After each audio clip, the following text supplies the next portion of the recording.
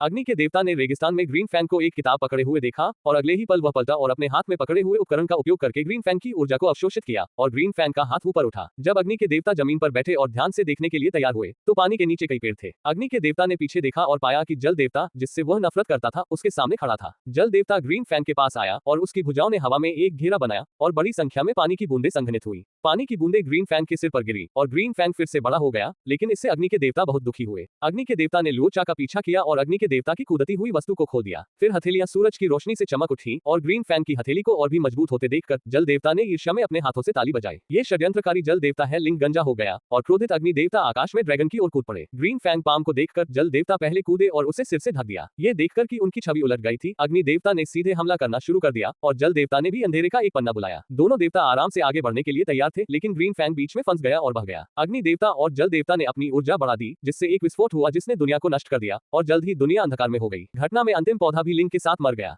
इस समय देवताओं को एहसास हुआ कि उन्होंने एक महान उदासी और दर्द बढ़ने लगा। जल देवता की ओर से पानी की एक बूंद फूल पर गिरी। फूल ने पानी को अवशोषित कर लिया और कुछ जीवन शक्ति प्राप्त की। अग्नि देवता ने इसे देखा और इस पर चमक उठे। जल देवता ने भी रोना बंद कर दिया ग्रीन फैंग के जीवन के अधिकार के आधार पर। हालांकि अभी अभी की लड़ाई ने उन्हें बहुत ऊर्जा खर्च कर दी थी और उनके पास ग्रीन फैंग के लिए और ऊर्जा नहीं थी। जल के देवता और अग्नि के देवता को घृणा महसूस हुई। जब वे वास्तविकता को स्वीकार करने के लिए चौंक गए तो रोते हुए ग्रीन फैंग को ईमानदारी ने हरा दिया और एक पल में सुंदर फूल खिल गए। इस समय आकाश भी ग्रीन फैंग को समझने लगा और रेगिस्तान की जमीन भी एक हरा मैदान बन गई। तब से अग्नि के देवता और